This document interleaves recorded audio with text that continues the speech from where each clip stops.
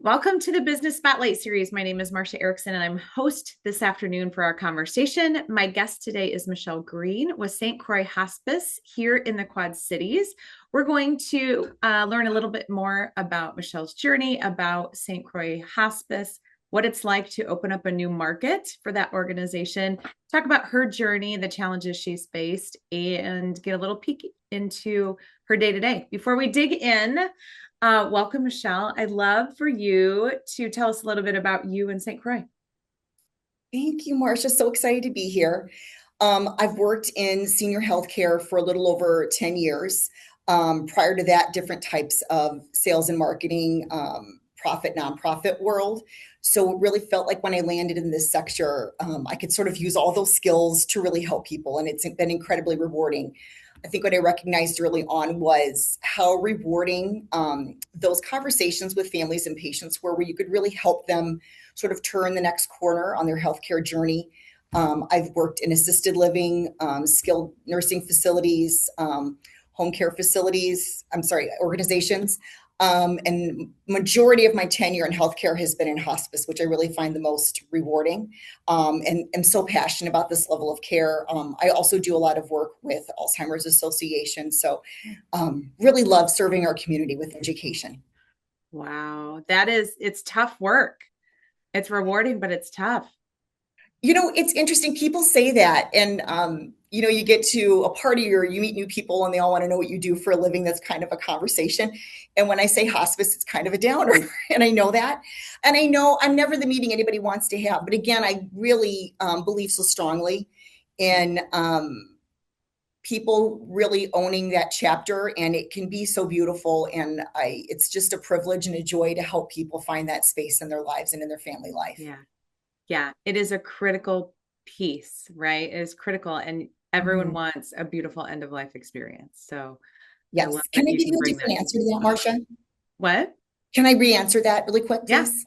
Yeah. Um, and I always, and they can edit this, right? So, I always know when I enter those conversations, I can't reverse someone's dementia. I can't cure their cancer, but I can make this chapter really meaningful, and I can bring the family all in one page and we can make that really beautiful. There's a lot of love waiting for people there. And that's what really drives me every day. I love that. I love that. Listeners probably don't know Michele and I both came from healthcare and both really, really passionate about that whole experience, the end of life experience. So I love that. So tell us a little bit about St. Croix. So this is a little unique if listeners are from our market. Tell us about the beginnings, how it came about, and then your role and the gift that you're bringing to the Quad Cities community. Yes, St. Croix is one of the fastest growing hospice organizations in the country. Um, really proud of the way we approach end of life care. So, our owner, Heath Bartness, was administrator at a skilled nursing care facility in the state of Iowa. And in his experience with the care that his residents were getting, the support these organizations were giving his staff and the family, really thought that it could be better. And he created St. Croix, and that was about 18 years ago.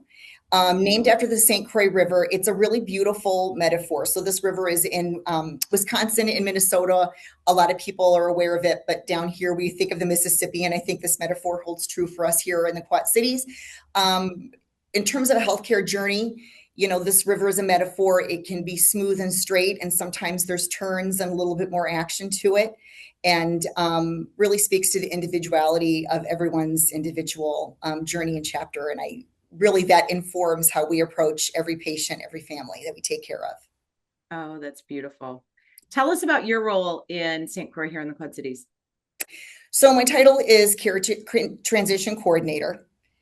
Care Transition Coordinator. There is 4 of us here in the Quad Cities, and we work alongside an amazing team of clinicians and support staff, social workers, chaplains, music therapists, massage therapists. It's a really beautiful team, and they do amazing things every day. Our role is primarily coordinating hospice transitions, but there's a couple pieces to that. So certainly meeting with families, and walking them through those conversations when it's that time for them. Community education is a big component of what we do, and something I really enjoy and am passionate about. There's so much myth and misunderstanding around hospice, so it's really important we talk about it. Better information always equals better care. I'll probably say that more than once. So getting information and having time to think about it before you're in a crisis, you're always going to make a better decision for yourself or your loved one. And then, of course, building relationships and partnerships with other care partners in the community. So that looks like hospitals, doctors' offices, skilled nursing facilities, assisted livings, churches, community centers. So really anywhere that folks go for healthcare, or they're, having a conversation about their healthcare planning and looking for resources. My job is to make sure we're on that list of trusted partners and resources for families.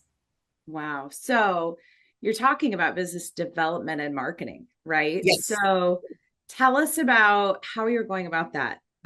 What are some of the strategies you're using? What's working? What's not working?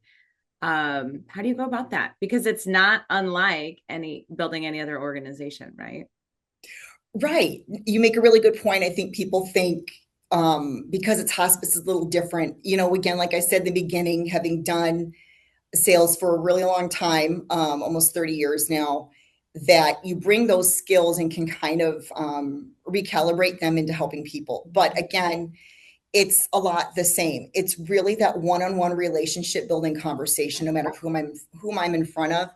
And so for us, as we introduce ourselves to the Quad Cities, we have been on the Davenport side for many years. So in the healthcare sector, a lot of people know of us. And that's really helpful.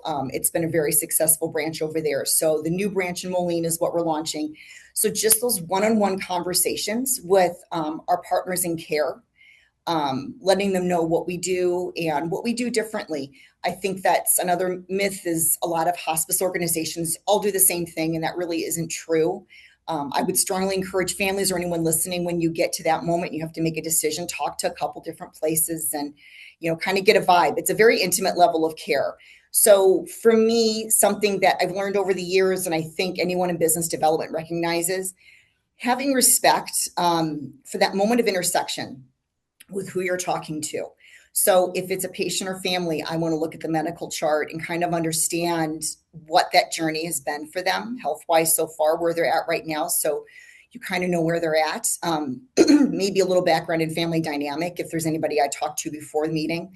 If I'm meeting with another healthcare partner, and this is going to be a sort of a typical business development call for anybody, you really want to do your homework ahead of time and understand their organization, what their goals are, the person you're meeting with, what their role is, and what brought them to a phone call to you, and appreciating the trust they have in reaching out to you. I think especially with what I do and what we all do in hospice, assisted living being an example, people live there for many years, and that staff really gets to know them, care about them. They know the family.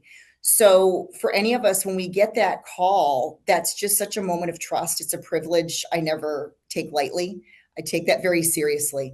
And so I think in business development, being ready to dig in and invest the time it takes to build those relationships and your reputation, conversation by conversation. And that takes time. I think growing in the right way and organically, it's built through authentic connection that way.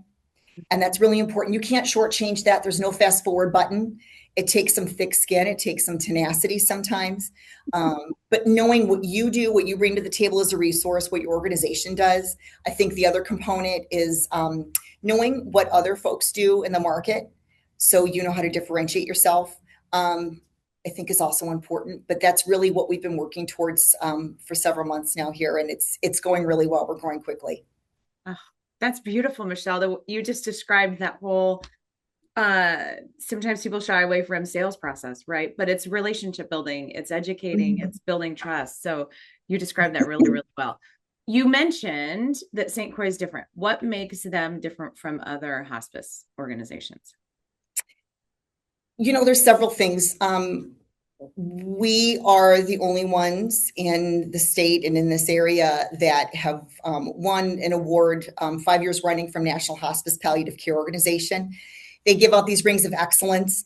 Anybody providing end of life care can apply for it. You can win one, you can win all four. We've won all 4 or 5 years running. That's something we're really, really proud of. That's recognition from an outside body, and those standards are what we bring every day to every patient visit. So I really like to share that with our partners in care. That's definitely makes us stand out. Also, something that really I think is exciting about St. Croix and really drew me to this organization, they have lots of different programs for individual diagnoses. One that's really special is a partnership with the American Heart Association. Heart disease is right up there with one of the first or second highest diagnoses that somebody could admit to hospice for. So having a program specific to that disease journey at end of life, because it is very different from other diagnoses like, say, kidney failure, it comes with a workbook where now patients are logging in their vitals if they're doing that at home, tips for symptom management, things about diet and exercise. So it really reforms this idea, and this is something I'm really passionate about, what hospice can be. And so now we're not giving up, we're recalibrating goals at this point. So, a big goal of mine with this community education is to just really broaden this idea and educate people of who is eligible for hospice, what hospice can be. Statistically, less than half the folks who are eligible for hospice utilize this benefit.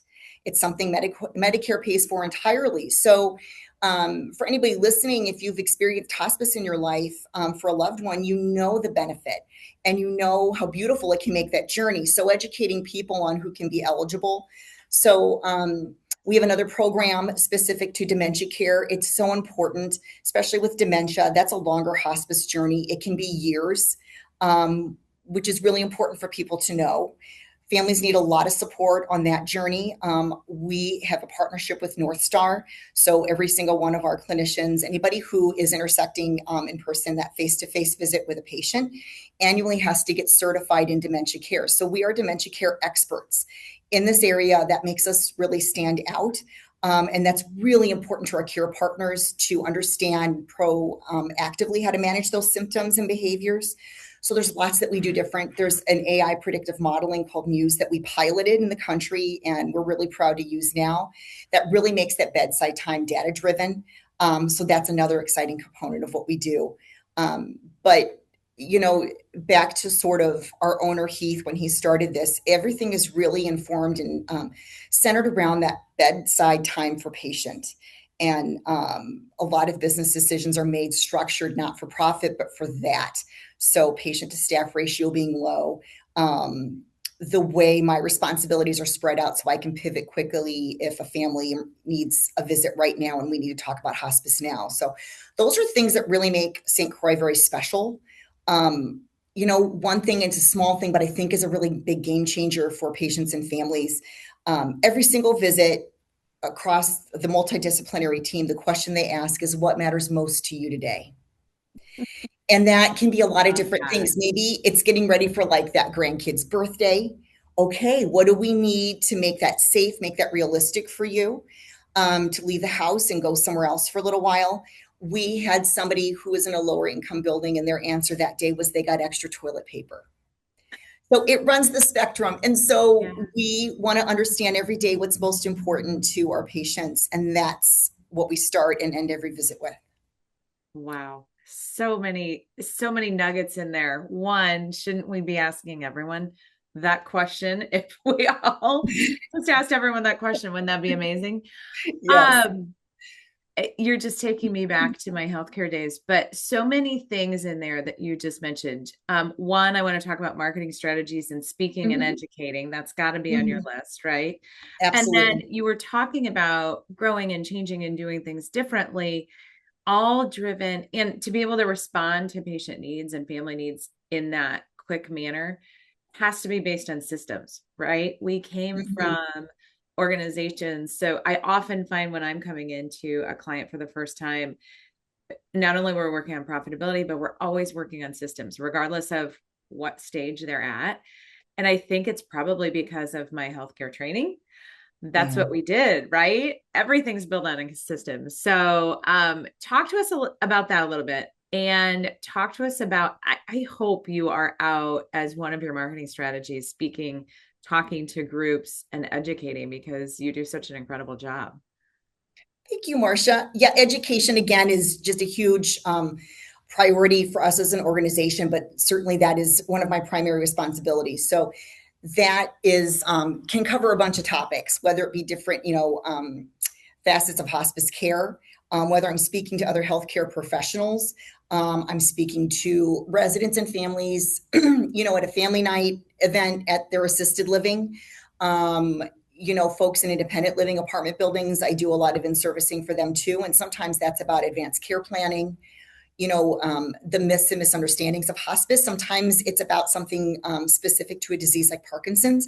So being well versed in a lot of healthcare aspects, church groups, those are always really great groups because they all really communicate together and share in that conversation in someone's healthcare journey. So it's important they have good information too as they're helping and supporting each other. Fraternal organizations, I've been to, some of those meetings too and spoke with those folks. And, my favorite part has got to be, especially when it's a smaller group, somebody raises their hand and they want to talk about the hospice experience that they had in their own life. And that's better than anything I could possibly say. And a lot of times I talk about, I've been through this in my own personal life too with loved ones. And that's the best way to really share the experience and really show people what it has to offer. So that community education and telling those stories is really important.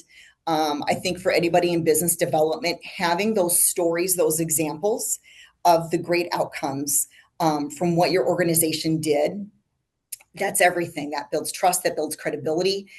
People can identify with that. So I think for anyone in business development, especially in something new to the Quad Cities, you've got to be ready to tell some stories, even if they're not from your area. But that's important. Ooh, another awesome tidbit. Yeah. Yeah, It doesn't have to be your exact story, but it can be, from a larger organization that you're involved in. It can. And I think St. Croix being in so many different areas, I can talk about partnerships we have in other areas. And I think this is something we don't do enough in business development is utilize our other partners as references. So there's some assisted livings that have locations in other areas and some are even in the other side of the river. So to be able to utilize them as a reference for the Illinois side has been really powerful. I think in business development, again, if we're talking about relationships and it's all about trust, knowing and showing how we've performed in other places and helped everybody is really powerful. You can't replace that. So I think you've got to work at those interpersonal relationships to be in a position to ask for the reference. Yeah, it's so interesting. And I don't know if people recognize you're talking about franchising, right? I'm just sitting here thinking you have it built, you're Mm-hmm. you're successful, you're just going to move it to a new market, right? Rinse and repeat. So when you have Mm-hmm. the systems, you have the marketing, you have the experience, you're just doing it over and over and over again. I love it. I love it. Okay, so that's all the wonderful things. Let's talk Mm-hmm. about some of the challenges. So every organization is growing through something, right? Mm-hmm. Mm-hmm. So whether it's a new season, a new level, a new opportunity that's in front of them, what is St. Croix here in the Quad Cities growing Mm-hmm. through right now that's demanding the most of you and the team? I think the challenge that exists for, I feel like I'm speaking for anybody working in hospice in the Quad Cities, and this translates to other markets too.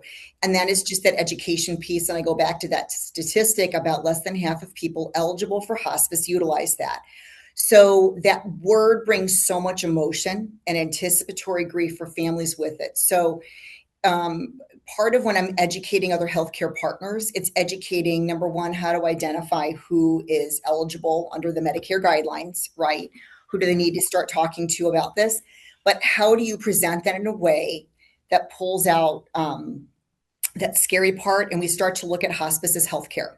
It's a level of healthcare, right? So that's really important. I think that's always been the challenge the entire time I've been in this line of work.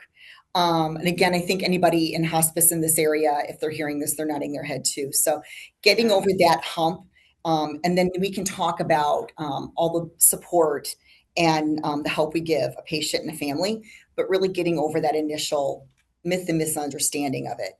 Again, it goes back to education. Yeah, that's beautiful. You're rebranding, right? Mhm. It's someone's last minutes on this earth, and it should be beautiful, right? Not scary.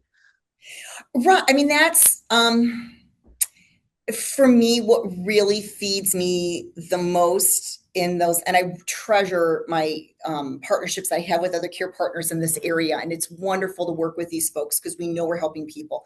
But being in a room with the family for that meeting and knowing, again, I joke about it, but it's true, I'm not the meeting anybody wants to have. I get that. And you're intersecting with them at this very tender moment, and it's probably one of the hardest conversations, family meetings they will ever have all together, whether the patient, their loved one, is with them or not. So getting them to a place where they can see I'm really passionate about this last chapter can be so full of beauty and love Yeah. and really enriching, and getting everybody to where we've created space for that. So our awesome team can come in and really facilitate that and support them in that. Again, what matters most? You want to stay home, you want to be home. Great. Every decision, here's the value. Every decision we make for your care is going to feed into that. This is what this can look like. And so when you can start to create this chapter and advocate for what the patient wants and how they want this to go, that just, there's nothing better, Marcia. And that just really feeds me. And there's a saying in hospice, I definitely didn't make this up. We all enter this world with a team helping us. We should be able to leave this world with a team helping us. Oh, I love that. I love that. So many nuggets in here. I'm also thinking about we spend a lot of time in healthcare talking about the patient journey, right? Mm-hmm. And that's what you're describing is what's this patient's journey? Well, if you think about, I come from the business side of healthcare. If you think about that, we often say the patient's the customer, right? So Yes. if you're in a private business, it's the same thing, right? So when I'm coaching clients, I'm saying, what is your customer going through? What are they experiencing from the first time they pick up the phone to how Mm-hmm. you're educating them, right? And building that relationship and building that trust, providing the service, and then finishing out that relationship, right? You're helping them make a decision. So many nuggets. You're really um helping me even to see the transition, right? And why I love what I do. Because it's the same thing, right? It's Mm-hmm. transferable. So let's fast forward. We know that the organization itself is growing. You're established on the Iowa side, you're moving to the Illinois side. Let's fast forward. What do the next 3 to 5 years look like for St. Croix and the Quad Cities? I love that question. Certainly helping as many patients and families as we can.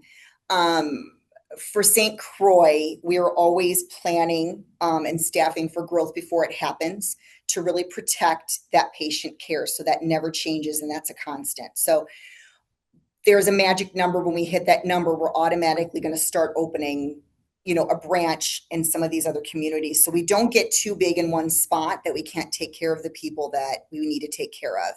So we're always hiring and staffing for growth before it happens. So you talk about systems and models, and that's something that St. Croix really values, and I think the staff appreciates too. Anybody working in healthcare knows the strain on specifically nurses and CNAs, and so really protecting them in their time, so they're never spread too thin, is so important for patients, and that's something we really protect. Wow, So that's not easy to do in this environment. no, no. So again, growing and hopefully growing in other areas, I think is the short answer to that question. Yeah. But I'm excited. I'm from this area, born and raised in Moline, and will bleed maroon forever. But to be part of bringing this type of end of life care to this community that I grew up and I love, and my friends and my neighbors, is just really exciting for me. Oh, that's awesome. So you got passion behind that. You touched on recruiting and hiring, and right Mhm. now that's a challenge in healthcare. So I heard two things. One, the Mhm. organizations, I love their systems. Your leaders are educated so they know how decision making. It sounds like that framework's in place. Tell us about how you're recruiting and hiring, and are you guys doing anything unique and different in that space to find the right team? Martha, I'm not, I don't have anything to do with that. So I don't know that I have a good answer for Okay. that. You No know, worries. No worries. no, what I can say is I find for nurses specifically talk about sort of a lot of them start in the hospital as a journey that brings them to hospice. This is a Yeah. role that's really for a more tenured nurse because you have to have experienced a lot of end stage disease process, right? So if you feel like you're really called to that, um, if you go on our website, you can see where we're hiring. So stcroixhospice.com. There's a place where you can find opportunities Yeah. and openings there. Um, but none of us sort of go to college and want to work in hospice. That's not something you think of, and you kind of get here on your own journey. So if there's anybody listening who thinks that might be something that would really feed their soul as well, I highly encourage them to go check us out on the website and see if there's a role that really fits what they bring for their talents. Oh my gosh, that's beautiful. You know more about hiring and recruiting than you think you do. Here's what I tell clients. Recruiting is marketing. You're looking for the right candidate, just like you're looking for the right client, patient, customer, and it's got to be a fit and it's got to be matched. So that was beautiful. And you're just telling the story of the organization you're in and who fits. So that was excellent. Okay, ready for some rapid fire questions? I'm ready. Okay. What's the key to success for you? It is those one-on-one conversations and prioritizing those. We can really get caught up in our email. We can get caught up in the to-do list.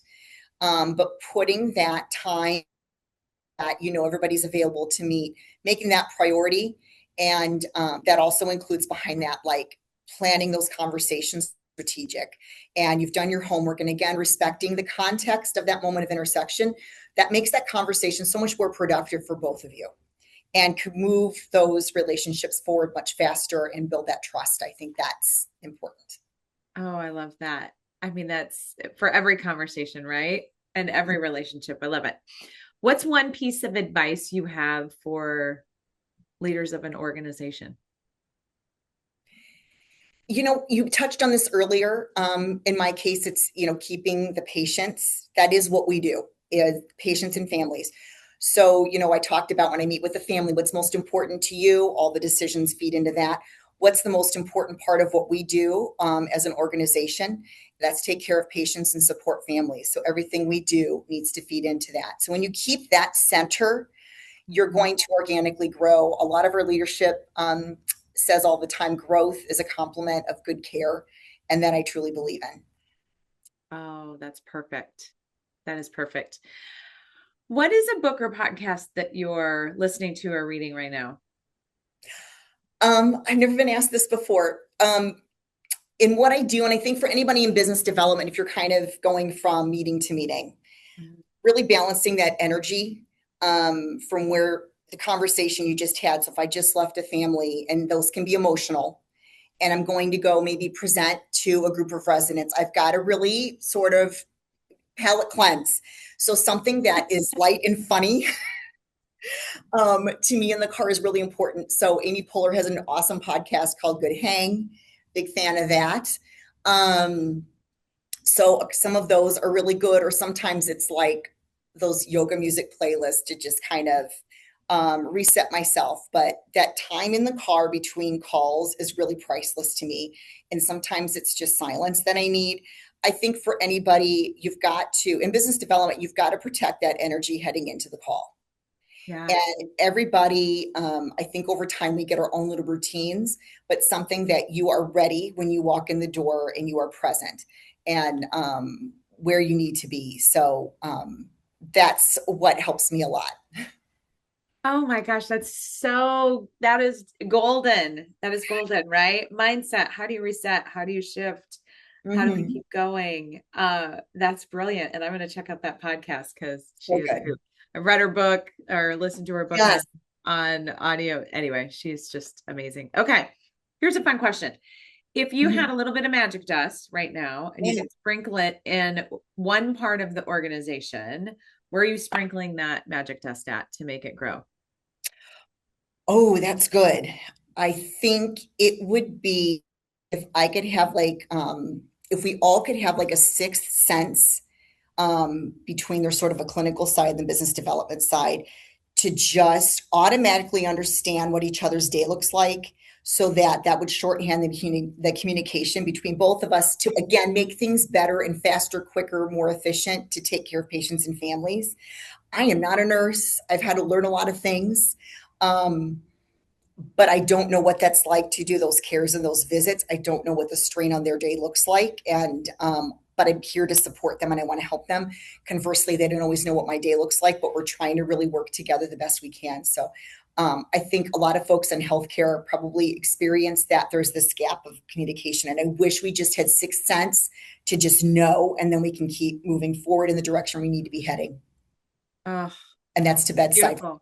Yeah. So many things you share have such broader implications, right? Again, if we could all do that, wouldn't that be amazing? Yes. Oh, that's Yes. really, really profound. I love that. Okay, before we move into the final question of today, how can people find you, find St. Croix? How can they follow up? Absolutely. So we have a branch in Paul Revere Square in Davenport. Our Moline office is off of John Deere Expressway, right by CVM, in 7th Street. So better than stopping by the office, if you are looking for information, go to stcroixhospice.com.